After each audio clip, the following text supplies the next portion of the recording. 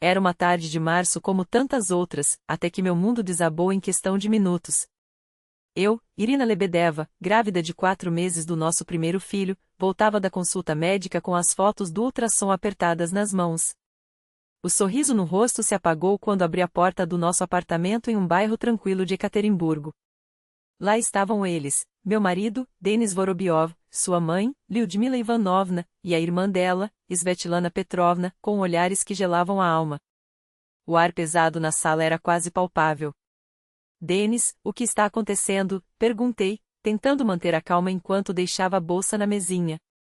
Foi então que Lyudmila, com um ódio que nunca imaginei possível, apontou seu dedo ossudo na minha direção. Não finja ser inocente, sua hipócrita, vociferou. Vi você semana passada no café da Avenida Lenin, rindo e de mãos dadas com outro homem. Esse filho que você carrega não é do meu filho. Ela o traía há meses.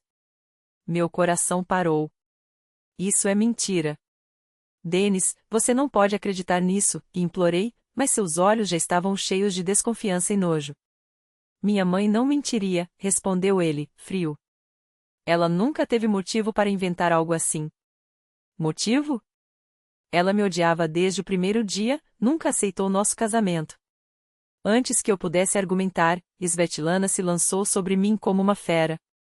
Chutes no estômago, golpes nas pernas. Me encolhi, tentando proteger meu bebê, mas ela não parou.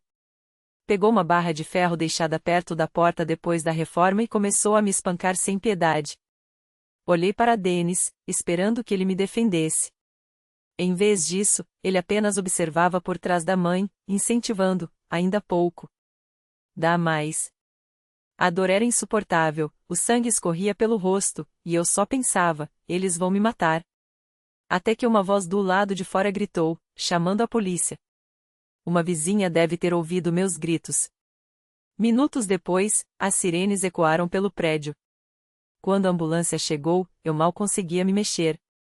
Os médicos tentaram contatar meus pais, mas minha mãe, ao telefone, foi implacável: não temos filha. Aqueles que já me haviam abandonado anos atrás, quando me casei contra a vontade deles, agora selavam meu destino com uma frase. Foi nesse momento, deitada na maca, abandonada por todos, que algo dentro de mim se transformou. Não era fraqueza. Era uma determinação fria e implacável: eu destruiria cada um deles. E foi o que fiz.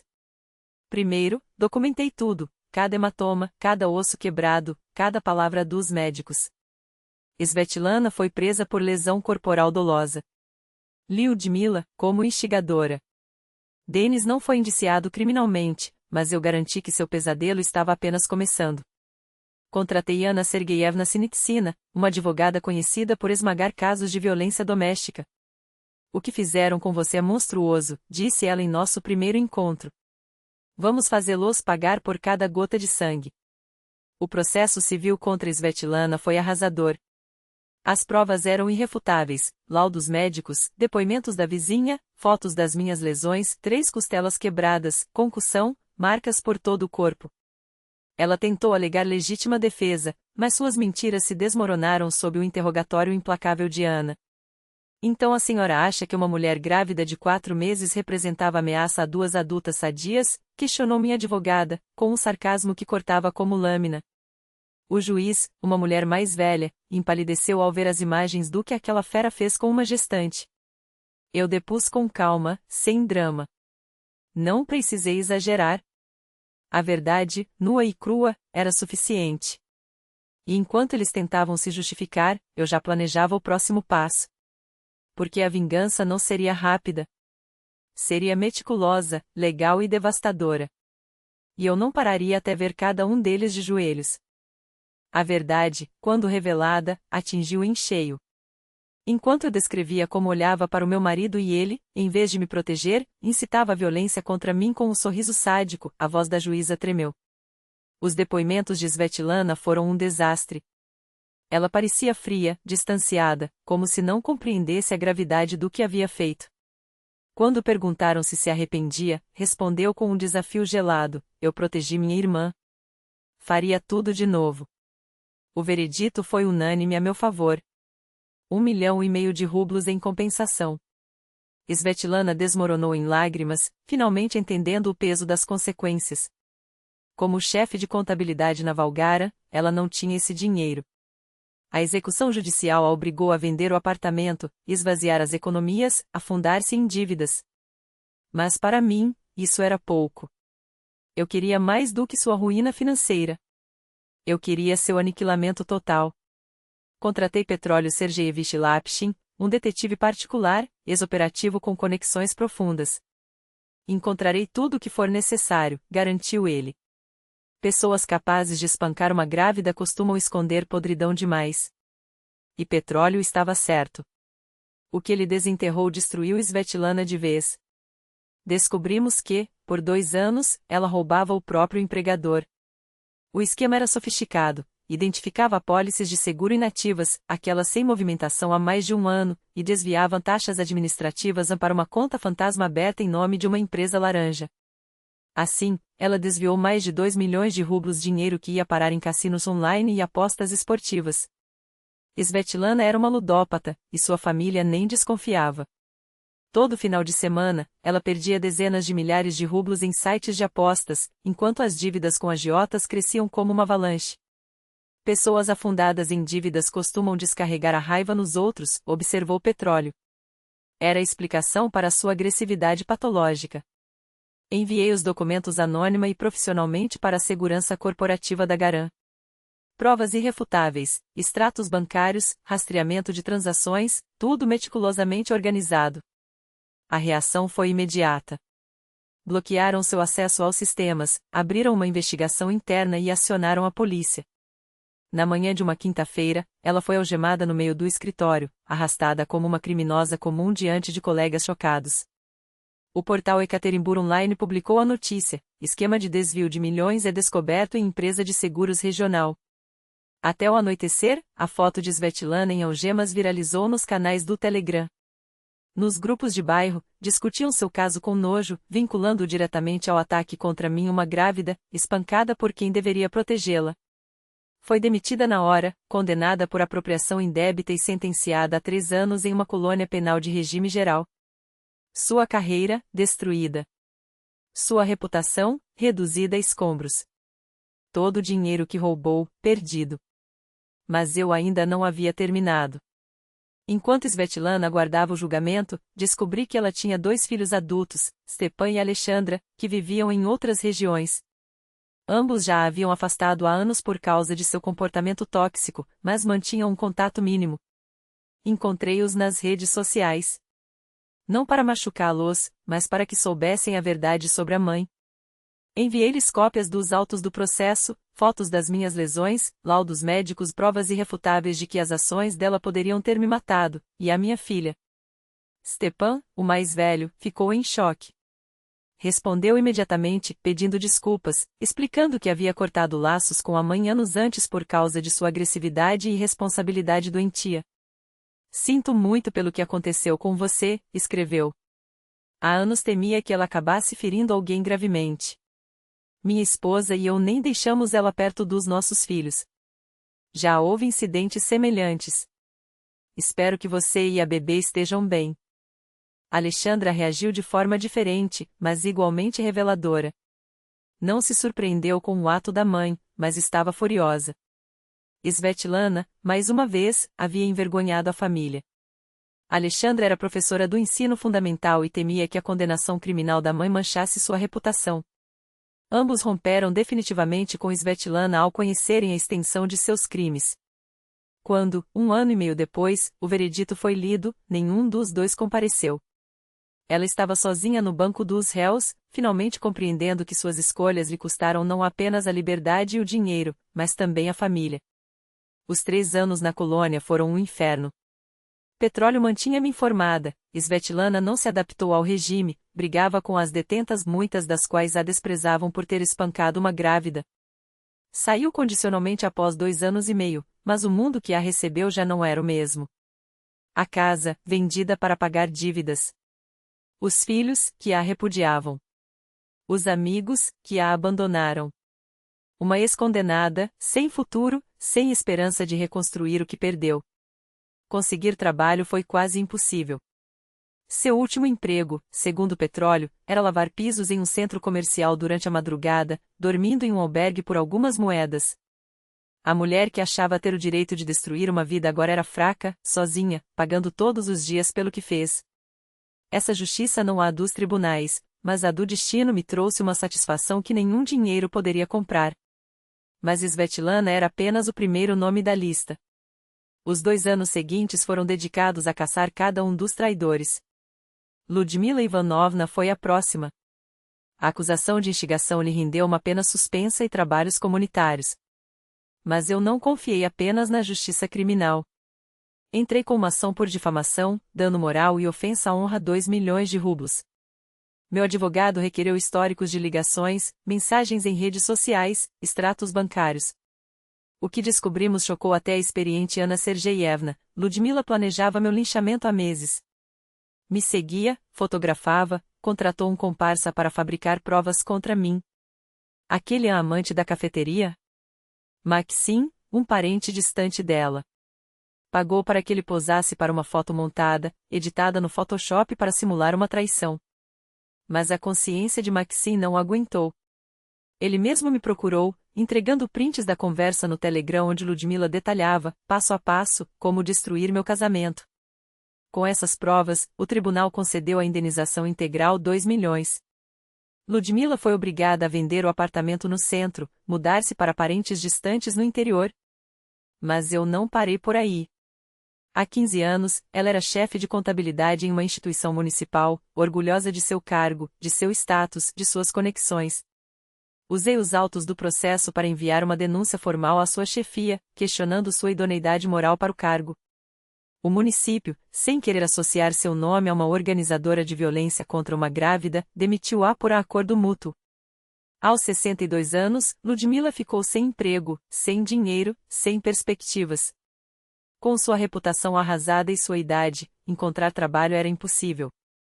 A última notícia que tive? Vive na casa de uma prima terceira em Chelyabinsk, pela primeira vez na vida dependente da caridade alheia. Agora, era a vez de Denis, o homem que jurou amar e proteger, mas que, em vez disso, incitou a própria família a me espancar grávida. Sua traição doía mais do que qualquer socos. Nós sonhávamos juntos, planejávamos um futuro. Eu confiava nele sem reservas.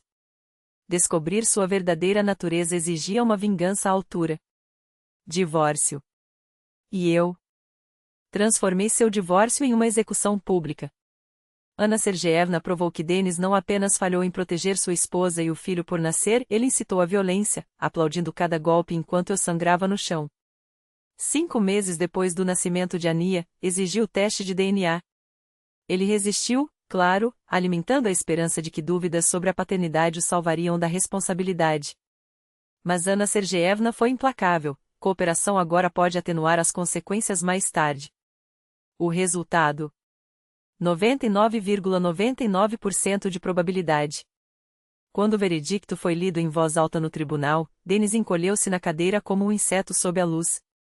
Sua própria mãe o havia convencido a abandonar a família com base em mentiras fabricadas. E agora, todos sabiam. Vossa Excelência, Ana Sergeyevna voltou-se para a juíza com uma calma que gelava a sala.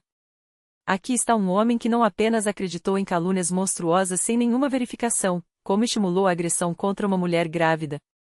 A perícia de DNA comprova, o Sr. Vorobiov abandonou sua filha por acusações falsas, forjadas pela própria família. Roman Mishin, o advogado de Denis, um daqueles tipos escorregadios que se especializam em causas perdidas, tentou pintar seu cliente como vítima de manipulações maternas. O argumento virou contra ele quando Ana Sergeyevna apresentou as gravações das nossas sessões com a psicóloga familiar. Gravações legais, feitas com consentimento da profissional. Nelas, Denis admitia, entre lágrimas de autocomiseração, que sua mãe interferia no casamento, mas era fraco demais para enfrentá-la. A psicóloga havia alertado, sua incapacidade de estabelecer limites com ela destruirá sua família. Ou seja, Ana Sergeyevna cruzou os braços, fixando-o com um olhar que perfurava. Você sabia do problema, recebeu orientação profissional e, ainda assim, ao ouvir as acusações, escolheu acreditar nela instantaneamente. Sem hesitar. Sem questionar. Porque a mentira da mãe lhe oferecia o que ele sempre quis, uma desculpa para fugir. O código de família russo é claro: maus tratos influenciam diretamente na divisão de bens. Levei a casa. Levei o carro. Levei 60% dos ativos conjuntos, além de uma pensão fixa de 30 mil rublos mensais para Nia, sem contar a indenização por danos morais. Mas o dinheiro era só o começo. Em 7 anos de casamento, aprendi tudo sobre Denis. Ele valorizava duas coisas acima de tudo: sua reputação profissional e a imagem de um bom moço. Eu destruía as duas. Metodicamente. Ele trabalhava há 7 anos no Gradproec, uma das projetistas mais respeitadas de Ekaterimburgo. Colegas o admiravam, o cargo de líder de divisão era apenas uma questão de tempo. Até que liguei para Anastasia Frolova, jornalista do portal Moi Ekaterinburg, especializada em violência doméstica e hipocrisia social. Tenho uma história que vai interessar a você, disse ao telefone. Sobre um engenheiro modelo que incitou a família a espancar a esposa grávida. Sobre como o sistema protege agressores de gravata. Anastasia não precisou de mais do que isso. Histórias de homens aparentemente respeitáveis que escondem monstros eram sua especialidade. Nos encontramos em uma cafeteria discreta. Entreguei cópias dos boletins de ocorrência, laudos médicos, fotos das minhas lesões, transcrições das gravações. Ela folheou os documentos, o rosto ficando cada vez mais pálido. Isso é um pesadelo, murmurou. Ele realmente ordenou que batessem mais forte em você? Exatamente isso. E não para por aí. Sua mãe forjou provas de traição, contratou um primo para tirar fotos falsas, orquestrou tudo. Denis não duvidou por um segundo. 2 semanas depois, o material foi publicado no domingo, com manchete estampada na página principal: engenheiro de Ekaterimburgo incita a família a agredir esposa grávida. Ao lado, fotos de Denis sorrindo no site corporativo, a fachada imponente do Gradproec, e em contraste brutal, imagens dos meus hematomas, tratadas para destacar cada detalhe. A matéria se espalhou como fogo em palha. Colegas, amigos, contatos profissionais compartilhavam, comentavam, se horrorizavam. Inacreditável que um cara tão educado seja capaz disso, escreveu um ex-colega. Isso muda tudo, disse outro. A direção do Gradproec entrou em pânico.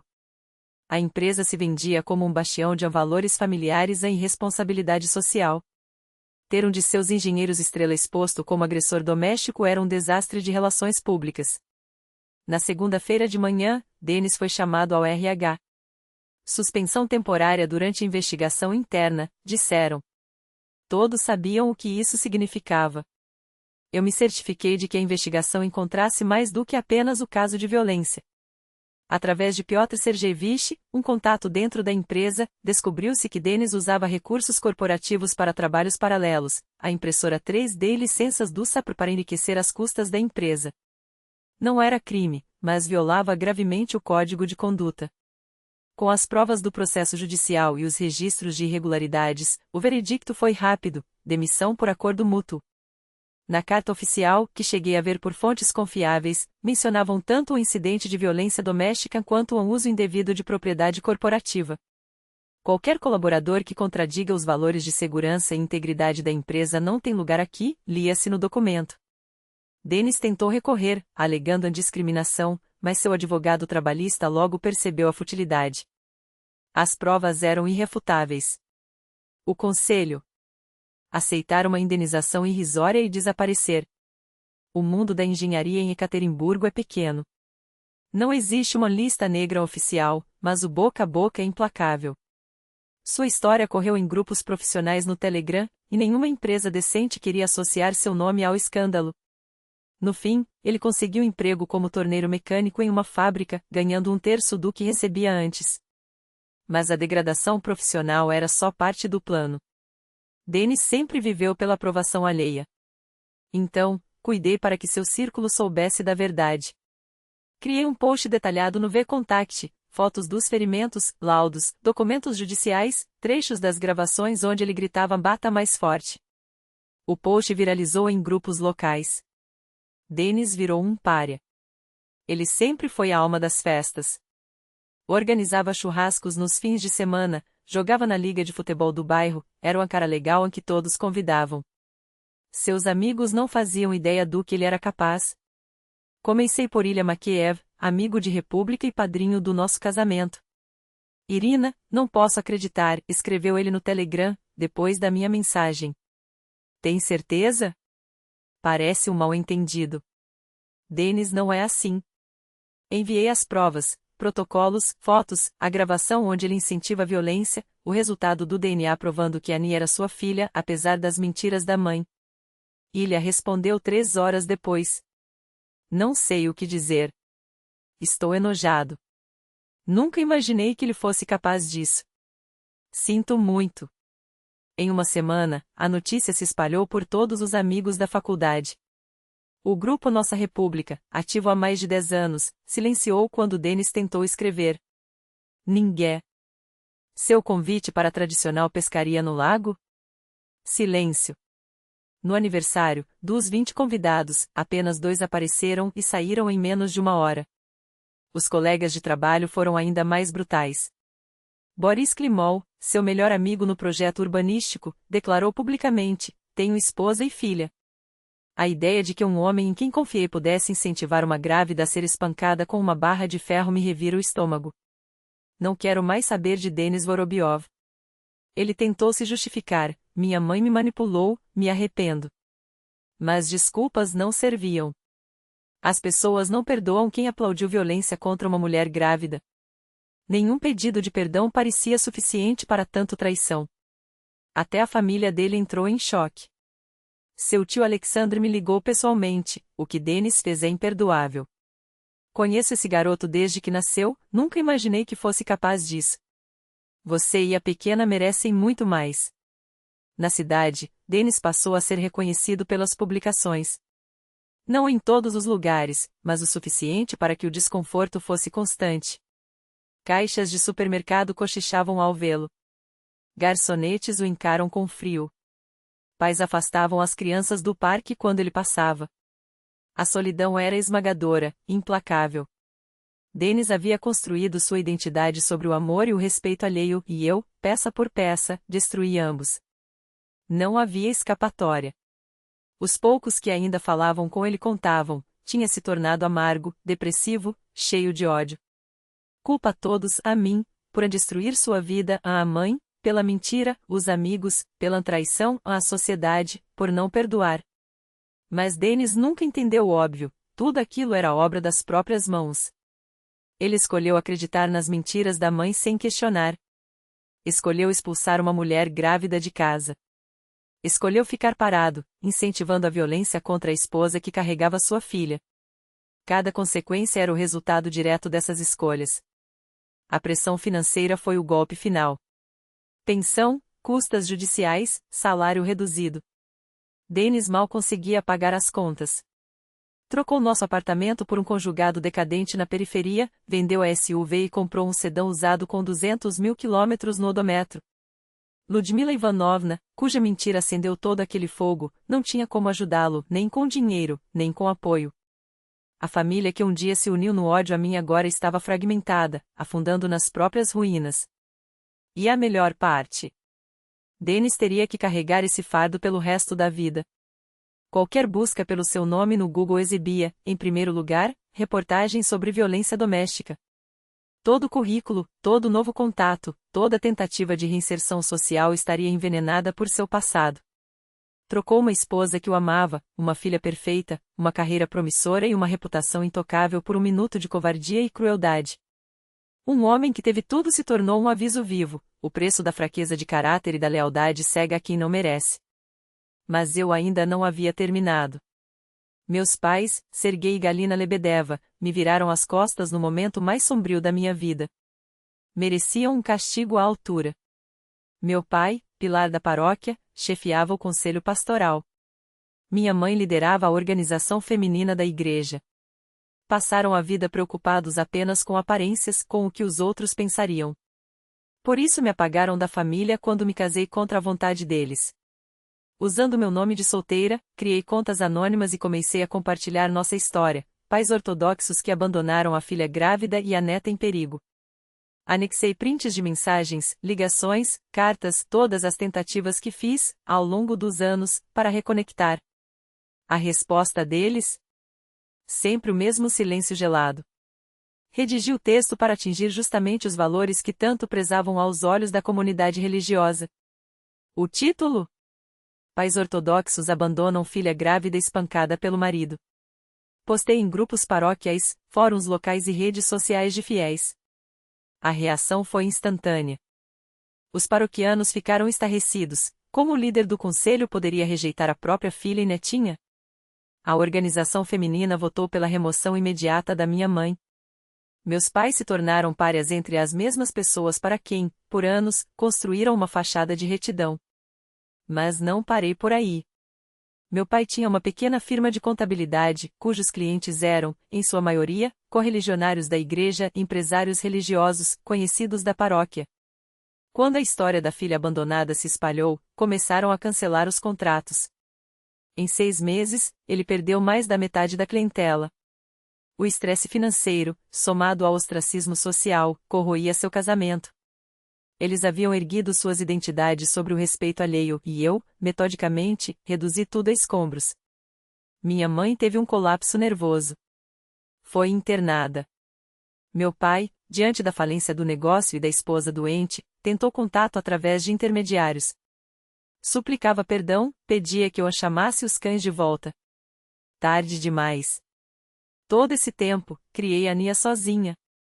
Uma menina linda, saudável, a cara do pai, o que tornava a traição dele ainda mais amarga. Mas ela me deu um propósito, uma razão para seguir lutando. 1 ano depois daquele terça-feira de pesadelo, eu estava no quarto de Ania, observando minha filha dormir. Cada traidor colheu o que plantou. Svetlana, na prisão, arruinada e desempregada. Ludmila Ivanovna, exilada, dependente da caridade de parentes distantes. Denis, em subempregos, um pária que mal consegue se sustentar. Meus pais, sem status, com o negócio em frangalhos e o casamento desmoronando. Alguém dirá que fui longe demais, que a vingança me consumiu. Discordo. Eu não comecei essa guerra. Voltei para casa com o exame de ultrassom, ansiosa para compartilhar a alegria com meu marido. Eles atacaram. Eles traíram. Eles me abandonaram quando eu estava mais vulnerável. O que fiz não foi vingança. Foi justiça. Usei a lei, falei a verdade, deixei que as consequências naturais seguissem seu curso. Não fabriquei provas, não menti. Apenas me certifiquei de que o mundo soubesse quem eles eram de verdade. O momento mais revelador veio 8 meses após o nascimento de Ania. No mercadinho perto de casa, esbarrei em Denis. Estava irreconhecível, magro, envelhecido, quebrado.